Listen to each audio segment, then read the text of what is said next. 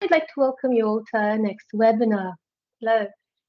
Okay, so it's that time of year, autumn, winter soon, which is the perfect time to become ill, to catch a cold, to contract a virus. So today we're going to focus on phrasal verbs and idioms connected to sickness, feeling unwell, but also getting better. Okay, all right. But to start with, let's have a look at an adjective. It might look like a phrasal verb, but it's actually an adjective, worn out, because before you even become ill, you might feel weak, tired, your body's not at its strongest. And then you might say that you feel worn out, which is extremely tired. Okay. Let's have a look. Oh, someone is saying you can't hear me. Why is that? Sorry, so perhaps let me ask you, can you hear me? Mm-hmm. Yes, I hear. Okay, so maybe, okay, thank you for that. Okay, so good, great. So when you feel worn out, right, extremely tired, you can say, oh, you look worn out, get some rest. Okay, so instead of saying very tired. Okay, and another also adjective is run down, which has a similar meaning, tired or slightly ill. Okay, so you can say, I'm run down, I'm going to bed, right? I don't feel so good.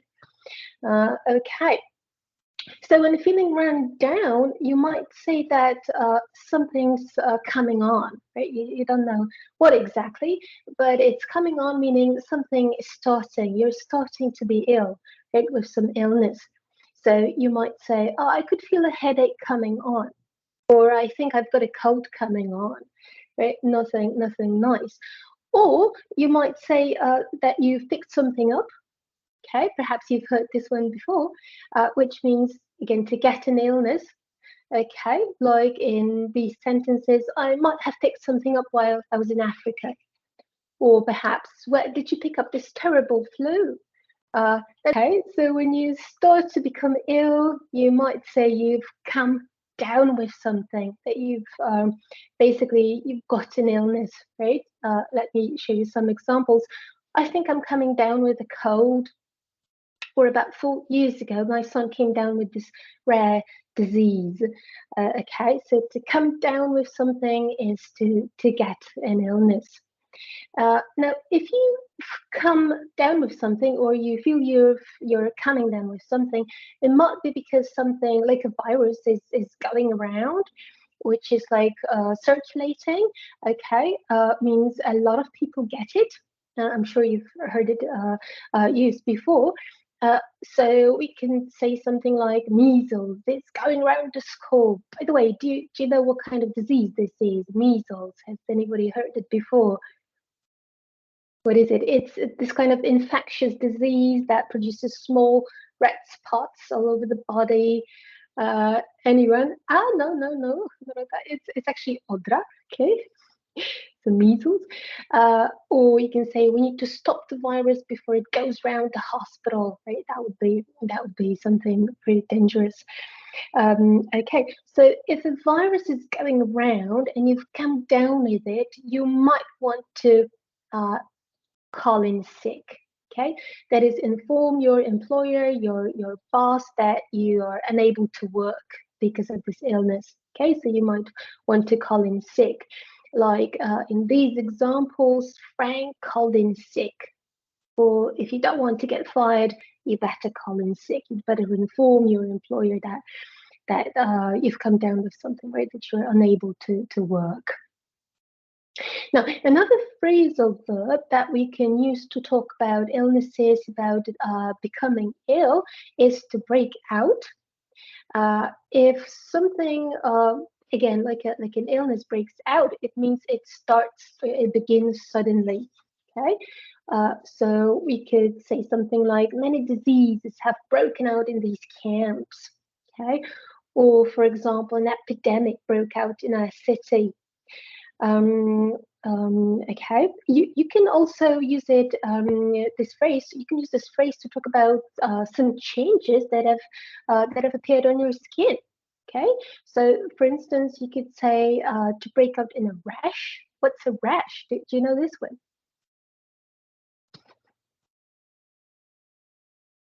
Does anybody? Oh, right. Thank you, Henrietta. Perfect this time. Yeah, so some red spots on your skin, right? So let me actually show you a picture, right? You can see somebody's got this rash on this person in their face. So I broke out in a rash after eating some strawberries. So that would be like some allergic reaction, right? You might break out in a rash. Or you could say to break out in spots, right? So some, again, some usually round, small, perhaps reddish circles, right, on or round marks on your skin. You could say, I broke out in these itchy spots. Itchy, by the way, if something's itchy, you want to scratch, right? You want to scratch, for example, your face. Okay, and one more phrase with this phrasal verb to break out would be to break out in sweat. And it could be used in two contexts. It could be simply sweating because you've been working out, right? Or perhaps you feel very nervous or frightened, like if you look at this picture, what comes to mind? Maybe, somebody's just left a very stressful meeting. Maybe they've attended a job interview and got some very, difficult questions, and now they've broken out in a sweat, right? They're really, really nervous about this whole situation. Okay. Now it's worth mentioning that we can form a noun from this verb, and it'll sound as outbreak, right? So to break out, but a noun is outbreak, which is a time when something suddenly begins, right? Especially a disease. So if you look at some examples, we can talk about the source of the disease outbreak was traced to an untreated private water supply. So this is where it started. Okay, so again, we can use it as a noun, outbreak, or as a verb, the disease broke out somewhere. Okay. All right, all right. So another part of speech, another part of speech, looking a bit like a phrasal verb, but it's not. It's again an adjective. Is blocked up, and it could be used to describe your nose. Okay, when you've come down with a cold, you can say your nose is blocked up, which means it's stuffy, congested, stuffed up. Another expression means you can't breathe right through it. Actually, something I'm struggling with today. I've got a blocked up nose, as you can probably hear. So we could say something like, "My nose is blocked up," or "the baby was having a hard time sleeping with his nose blocked up." Okay. Now, so this is like one symptom of the cold, right? Another one could be hot fever, right, or fever. So when you touch your hand to the forehead and you feel that the forehead is really hot, you know that you've got fever. You might use this phrasal verb and say that you're burning up, that you have a very high temperature. Okay, so we can say something like, "Oh, you're burning up. Have you seen a doctor?" Right? Let's call a doctor, or perhaps you should take something. Okay, and depending obviously on what kind of disease this is, another symptom that we might have is that you start throwing up. Does anybody know this one? Nothing nice. And we actually have a few phrasals to express it in English. This one is pretty neutral. So to throw, yes, thank you, Alexandra. To throw up is to vomit. Nothing nice. Nobody likes that. And as I said, this one is like neutral. You can say she felt sick, as if she was going to throw up. Right? But as I mentioned before, we have another expression to say exactly the same thing, which is to bring up, which is slightly more formal, more polite. Okay, to bring up, the meaning is exactly the same. So you could say, I brought up the prescribed medicine, yeah, or I brought up my dinner. Maybe there was something bad in my food. Maybe it wasn't fresh, for instance, right? And there's one more, actually, three phrasal verbs to express the meaning of vomiting. And this one is the least formal one. It's more like slang, to chuck up. Okay, let me show you an example. When I had the flu, I think I chucked up everything I'd ever eaten in my entire life. Like that's not a nice thing at all. Okay, so remember three phrases for vomiting: to throw up, to bring up, to chuck up, the least formal one. Now, to continue, if you're suffering from some illness, what else might happen to you is a part of your body might swell or swell up. Right, to use this phrasal verb, which means to expand abnormally. Right, it becomes enlarged, very very big, and again, it might be as a reaction to some it might be some allergic reaction. Okay, so we could say if your tongue swells up, it can lead to breathing problems, right? So then you'd probably want to consult the doctor as quickly as possible. Okay, so to swell up is to expand abnormally, right? Now, if you feel very weak, very tired, and perhaps it's very hot in the room, or perhaps you've been I don't know, frightened by someone, or perhaps you've received some awful news, what might happen next is you might pass out. Is anyone familiar with this one? What does it mean to pass out? That's when, let me show you, that's when you faint or become unconscious, right? Exactly, Alexandra, thank you. Or Magdalena. Well done. So to show you some examples of it, he passed out from the pain. So the pain was so severe that the person just lost consciousness, or she was hit on the head and passed out, right? Again, lost consciousness. And what happens next, right, after you've passed out, you kind of wake up, right, after that. And again, we can use the phrasal to describe this situation. So it means you come around, or you come round, or come to. It's actually all three phrases to express regaining consciousness, right? To kind of wake up after you've passed out.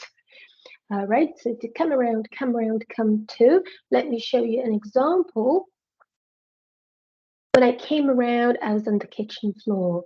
All right, so I passed out and I found myself on the kitchen floor. Okay, now when talking about passing out, it's I must also show you this phrasal verb, pass away, as it's very important to, well, remember it, but also not to confuse the two. Well, I've noticed with my students that they're often confused which one's which. To pass away is a verb which means to die, but it's very often used because it's much more gentler. Okay, the words like deaf, dead, die are very strong in English, and they are often avoided. So if you want to sound kind of gentler, you'd use this one, to pass away. Like in this example, my grandma unfortunately passed away last year. So it sounds really better than saying she died. She passed away, right? And please also remember, pass away is like more serious one. Pass out when you lose consciousness. Okay. So now when this happens, when you say pass out, perhaps you've broken out in a rash, or a part of your body has swollen up, what you're probably going to do is go and see the doctor, and the doctor will put you on something. You can probably guess what it means. To put somebody on something will be to tell someone to start taking particular medicine. Okay. So we can say doctors put her on antibiotics after discovering an infection, or the doctor put me on this medication. Yeah, so I need to take the medication to simply recover, to start feeling better. Okay.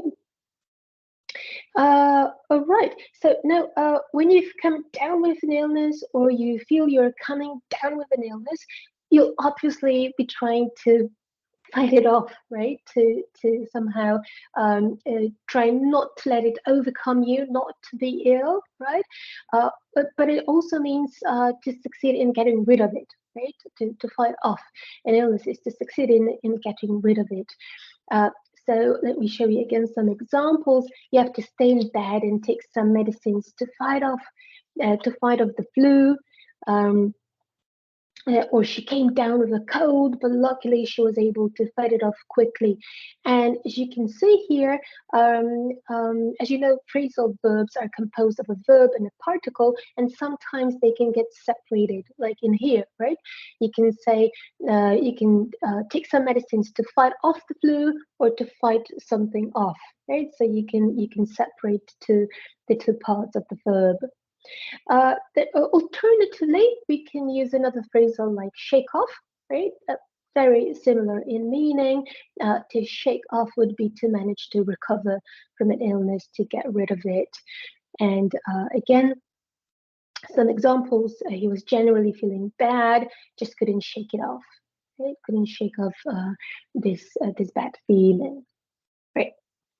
And yet another phrasal verb with a similar meaning, to heal up. That would mean to recover or be restored to health following an injury or an illness. So as you can see, not only an illness, but also some injury, like say after an accident. Okay, so we could say, don't worry, we'll make sure your shifts are covered. So obviously some work context, right? You just stay home and heal up, right? Don't worry, just stay home and try to recover. Or the injured player spent most of the season healing up, so his injury was healing up. Okay. Okay, and finally, we've shaken up the illness. You could say we've got over it, which is a very frequently used phrasal verb. I'm pretty sure you've heard it before. So to get over something would be to recover, right? So we could say she was only just getting over the flu when she got a stomach bug. Oh, not again. So probably she'd start, if you remember, throwing up, right? Or he's finally got over pneumonia. By the way, do you know what disease this is? Pneumonia. There's silent p sound, so we say pneumonia. Does anybody know it? Alan is asking about beating the cancer. Uh-huh. Okay. All right. Thank you, Alexandra. Yes, zapalenia pus. Exactly. That's what it is. So he's finally got over pneumonia. We can say he's as fit as a fiddle. Nice idiomatic expression. Very healthy again.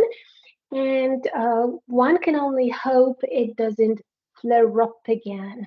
So to flare up would be to suddenly return or become painful again. Yes, of a disease or some injury. Like in this example, the shoulder problem began to flare up over the last 2 weeks, right? So the pain's returned. Nothing nice.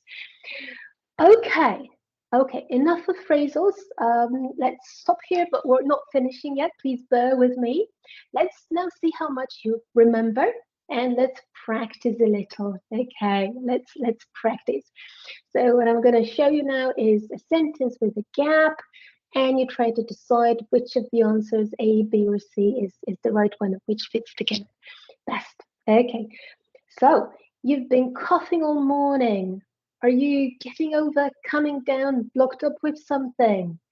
Okay, I see some good answers. Thank you. Yes, so perfect. Okay. Are you coming down with something, right? Are you like getting ill with it? Good job. Okay, the next one then. Her body couldn't flare the infection up, get the infection over, fight the infection off. Which one is it going to be? Okay, I see some answers already, some good answers. Very good. Uh-huh. Right. It's okay. Okay, let me show you. Her body couldn't fight the infection off. We could probably also, you might be thinking of using be, get over. Her body couldn't get over the infection, but then you'd have to use it in this way.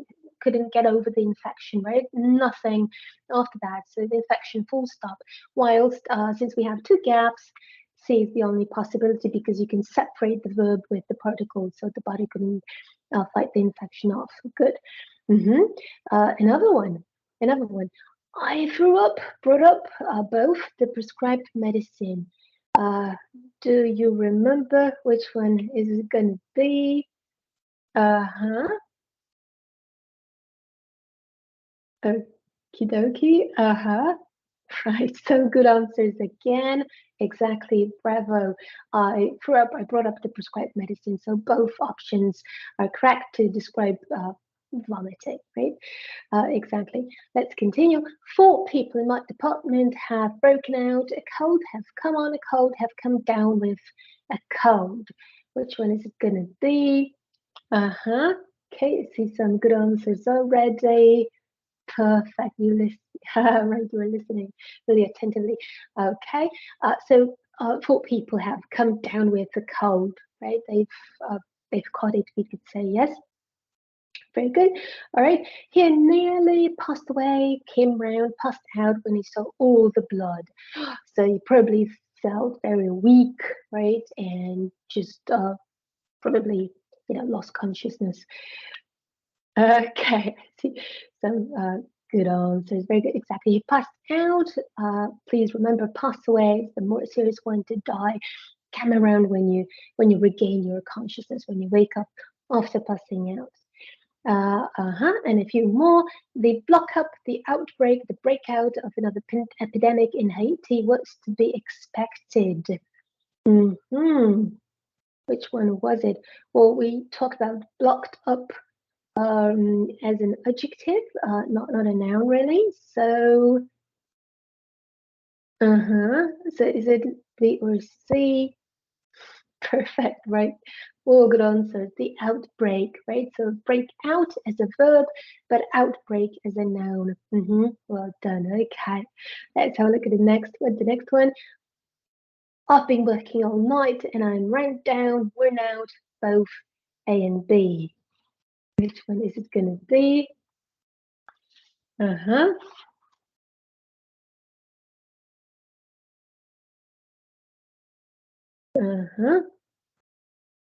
That was at the very beginning. Do you remember? Perfect, Alexandra and Vanda, exactly. This is C, right? So I'm run down, I'm worn out, feeling terribly tired, exhausted, perhaps slightly. Yeah. Okay, and I think there's one more. His back has flared up, healed up, cold and sick now and then, but never seriously. So which one is it going to be? Okay. Okay. Right. So, right. Magda, well done. We've got a good answer here. So his back has flared up now and then, but never seriously. So if you remember, the pain has returned, right? But thank God, not seriously. So flare up is when the disease returns or when the pain returns, right? Okay, good. But you remembered really, you remembered all these phrases really well. So well done, bravo. Okay, but that's not all for today. Let's now have a look at some idioms. Okay, so off color. Have you heard this one before? What does it mean if you feel off color? That would mean that you feel just slightly ill, just slightly. Yes, so we could say, I'm feeling a bit off color today. Look, went to the doctor feeling a little off color and was told that he had anemia, very similar word to the one we have in Polish, right? So off color, just slightly ill. But now, if you feel out of sorts, it's pretty similar meaning to off color. That would mean to feel a little ill, but also upset, right? So Yes, Martin, exactly. Wyraźny, that's right. Now, if you feel out of sorts, uh, a little ill, but also upset, as you'll see in these two examples, the wrong diet can put one out of sorts, uh, but also can make you feel ill. But in the other sentence, Stephanie overslept this morning and has been out of sorts all day. So it's like, she's being upset, right? She hasn't been too happy about it. Now, if you feel as sick as a dog, oh, this time you're very sick, as you can see in the picture, right? As sick as a dog is very sick. So it's becoming more serious. I'm sorry, I can't go. I'm sick as a dog. Right? Nothing nice here. And and if you feel as sick as a dog, you probably look like death warmed up, which means, as you can probably guess, you look or feel absolutely awful, right? Perhaps you'd like to use Polish for this one. Does anything come to mind? Like death warmed up, there is this expression with the cross in Polish, which is like a close equivalent, I think. Does anyone, can anyone think of the Polish meaning? No, it's like skrzyżalnięty, yes, feel absolutely awful. So that would be like, he shouldn't be working when he's so ill. He looks like death warmed up, so he should have stayed at home and heal up. And now, when a situation is really dire, like it's really serious, extremely serious, or terrible, you might say someone is at death's door. So it's becoming even more serious, right? You feel really, really unwell. Like in this example, his skin was so pale, he looked like he was at death's door. So very, very ill. And perhaps in such a situation, somebody might have to go under the knife. I think you can pretty easily guess the meaning of this one. Um, basically, so it's not, you don't even have to guess, right? So to go under the knife, it would be to have a medical operation, to have surgery, right? So it's pretty similar to what we say in Polish. So we could say Callie was about to go under the knife when the surgeon stopped everything. We don't know why. Right, so that sounds really, really serious. But when everything goes well and you finally healed up, you might say you're back on your feet, finally. So to be back on your feet is to be healthy again after a period of illness, right? We could say I came down with the flu for a week. Exactly, Alan. So, but I'm back on my feet now. Or the nurse said they would soon have him back on his feet.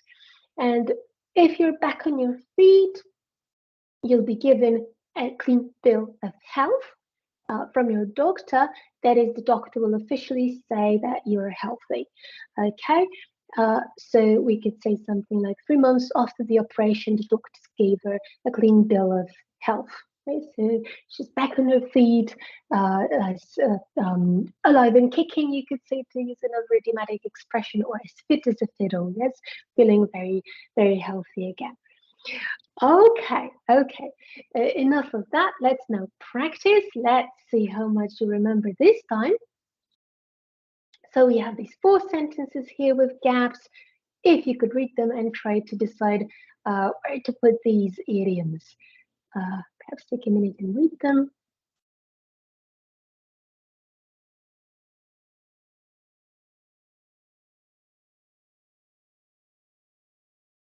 Okay. So how about the first one? My dad could be, but wouldn't say a word. So the implication is probably that he wouldn't complain, even if he felt really, really bad. So, yes, you could say sick as a dog, or I think the implication is that this person is like very, very ill, like almost dying. So perhaps we could, exactly. So perhaps we could say he could be at death's door, but wouldn't say a word. Yes, so like very, very ill. Now for 2 weeks, Monica felt but did not have any traumatic symptoms. Aha, so it sounds like not very serious. So the only one possibility here is, right, thank you guys, off color, right? So just slightly ill. Now, 3, I feel like with fever, muscle pains, and raging headaches, so spitting headache. Exactly. Like death warmed up. So, feel like, right, guys, you can't really say, I feel like sick as a dog. I feel like sick as a dog doesn't sound right, right? I feel like sick as you wouldn't say that, right? I feel sick as a dog, as sick as a dog. So in here, this is the only possibility. I feel like that warmed up, and probably sick as a dog will go with the last sentence. Mike was sick as a dog after last night's meal, so didn't go too well. Maybe there was something unfresh in it. Yes.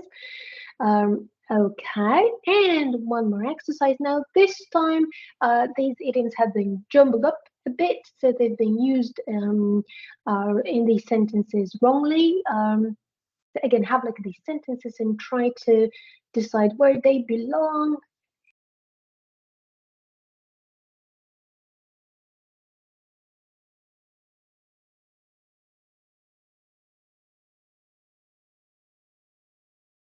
Right. So what about the first one? The doctor said he'd be again soon. He'd be, any ideas? Which one is it going to be? Probably we mean healthy. Number one, he'd be under the knife. I think the idiom is to go under the knife, right? That's the whole expression. Go under. Um, Go under the knife. So back on his feet, exactly. So we'll take it from 3, put into 1. And how about a clean bill of health? That will go in sentence number 3. He's been given a clean bill of health. Right? So we'll use them. We'll just swap the two, with number 1 with number 3. And well, not much of a choice now. More and more women are choosing to go under the knife. Thank you, Martin. And Liam went back to work feeling rather out of sorts, right? So just slightly ill. Okay, well done.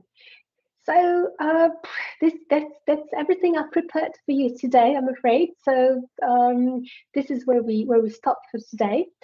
I do realize that sickness is a very serious topic, but just to end it on a light note, I hope that you learned some of these idioms, some of these phrasal verbs, and that they may help you if you need to go and see the doctor and try to explain what's been going on, what the problem is. And also, please remember that the phrasal verbs are very common in the English language, and they are very often used in some informal contexts. So if you want to impress someone with your knowledge, if you want to sound more like a native speaker, more natural, you should use phrasal verbs. So I hope you remember at least some of them. Good luck. Thank you.